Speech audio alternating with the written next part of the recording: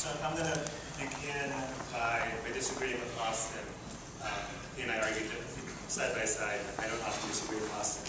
But he ended by saying that Congress has to step in or the court has to overrule the Comcast case. Those are our two main options. There's another option that's been highlighted by the FCC, which is the FCC has the ability to properly read the statute in a way that would confine their jurisdiction to some extent. It would give them some latitude. So I have to do what Ron did and go backwards a little bit to tell this story. So in 1996, when the Communications Act was updated, there are several titles of the Act. And the titles are sort of antiquated because they have to do with legacy technologies. Title I of the Act simply says there is a commission, it will have 5 commissioners, and it has authority to implement this Act. That kind of, when people say Title I authority, they mean this very short chapter. There's a provision in it that says they have the authority to implement the Act, gives them broad authority. That's ancillary jurisdiction, that's Title I authority. Authority under Title II is about 48 sections regulating generally two-way communications networks, like the old phone network, or DSL networks. And in about 2002, the FCC made a decision classifying internet access through the internet as being a service that was not subject to Title II, not subject to the rules that had generally applied to two-way networks. Instead, the FCC said we're going to regulate under Title I, this broad ancillary jurisdiction that we have. And then a few years later, the FCC classified DSL networks in the same way and said we're going to use our broad ancillary jurisdiction, we're not going to use Title II, and it was that same day that they issued this internet policy statement and asserted their Title I authority. The decision to classify cable as a Title I, not a Title II service, subject to all the provisions of the Act written by Congress, that was appealed to the Supreme Court in a decision called Brand X.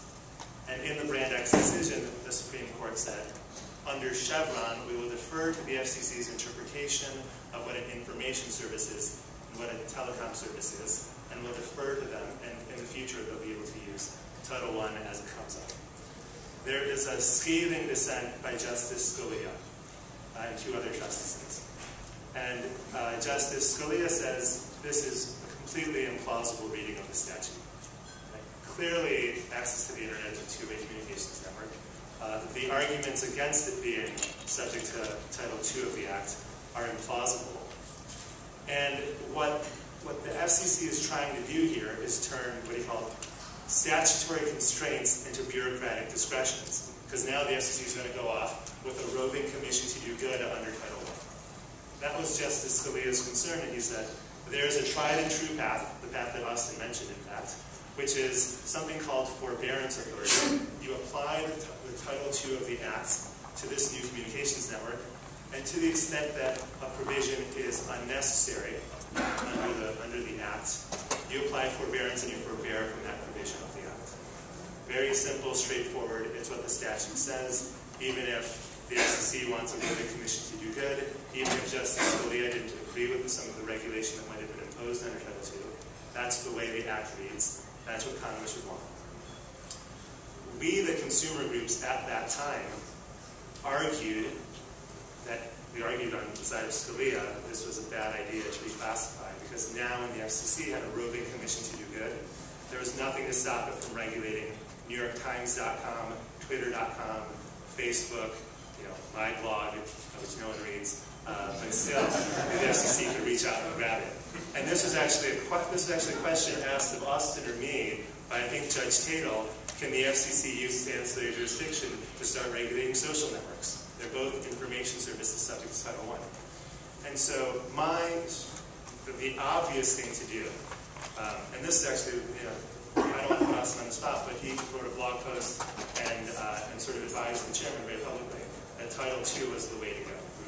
Reverting to Title II with simultaneous forbearance of all provisions that what won't be necessary. You can debate which provisions should or shouldn't be necessary, but it seems like the logical way forward. It's in fact the way forward that every net neutrality advocate thinks is the right way to go. And then the chairman of the FCC claims to be a net neutrality advocate. So if the chairman wanted to have a sound legal basis, he would probably follow what people call reclassification of Title II classified. there's also not only the net neutrality concern, and I'll talk a little bit about why I think it's important. And I hope I'm not mischaracterizing you, Austin, and if I am, just let me know afterward. So, the concern of the Comcast decision is now that the FCC seems to have a very weak. Now what Title I means is that the FCC has to tie their jurisdictional assertion to some statutory mandated responsibility over the phone service, the broadcast service, or the cable service. It's this backward way of saying we have to regulate access to the internet, because our real concern is trying to get rural users to have internet access, because we have to ensure phone service or cable service. It's some backward way of regulating based on some legacy service. As a result of that, that might jeopardize the FCC's ability to transition the Universal Service Fund, which now spends billions of dollars subsidizing phone service. We want to transition that to subsidizing something people could use more, like broadband service, which you can use phone service over. So transitioning the fund to internet service for low-income people or rural areas is going to be very difficult. There's also consumer protection, disclosure, transparency. The FCC also listed public safety and cybersecurity being more difficult to implement under this Title I, this weak read of Title I after the Comcast decision. So that's what's at stake in the FCC losing the Comcast decision.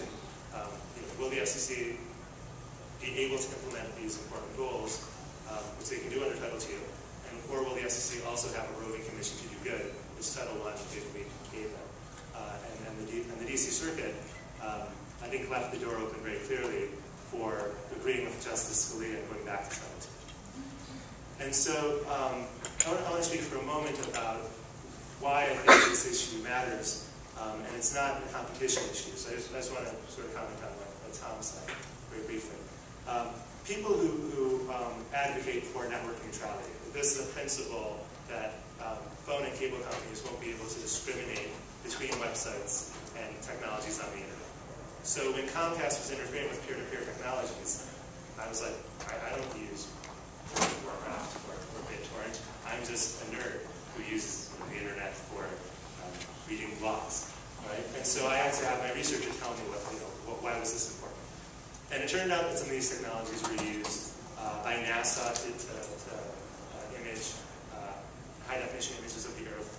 It was used by a lot of commercial companies to try to offer TV online, including a company called Views in Silicon Valley that filed a complaint saying their business was harmed. They believed themselves to be a competitor to Comcast. And our argument was that to the extent that Comcast or AT&T have to manage their network, they should do it in a non-discriminatory way. And the main analogy I tend to use is to the electricity grid. I think of the internet as our infrastructure for almost everything we do, in terms of business, democracy, speech. It's a tool of development and economic growth. And just like the electricity grid, you should be allowed to plug in any device you make or transmit any content or application. So if we had a rule for the electricity grid, as the electricity grid gets smarter, that the electricity grid could block any Samsung TV while prioritizing any Zenith TV, we would think that was probably not a level playing field. It might not be anti-competitive under vertical foreclosure theory, but we probably think that the economy would be better off with our infrastructure being neutral. And so in fact, the theory of the Comcast case that I pushed against had a competition rationale. The rationale was neutrality based on innovation. And the economic theory for that is a little more complex, and it's laid out in a book by Barbara von Schiebek called Internet Architecture and Innovation, if you really want to read the economics behind it. So I think it's a highly important issue, and I think the FCC has the ability to, within their power, to solve the problem. And I think the main reason they haven't is partly because this commission seems to operate the way Ron Cass says that no commission operates. So they almost disprove the argument. They haven't done very much. They haven't issued very many significant orders. And they've delayed and studied quite a bit and issued a lot of NOIs and NPRMs. Hopefully that leads to a very, very thoughtful and sound order on network neutrality. But so far, the indications tend to be a lot of press and hot air for the benefit of the public, a lot of innovation and protecting consumers, and almost nothing delivered So that's why I think we have to move back to constraining the FCC within the Title II framework.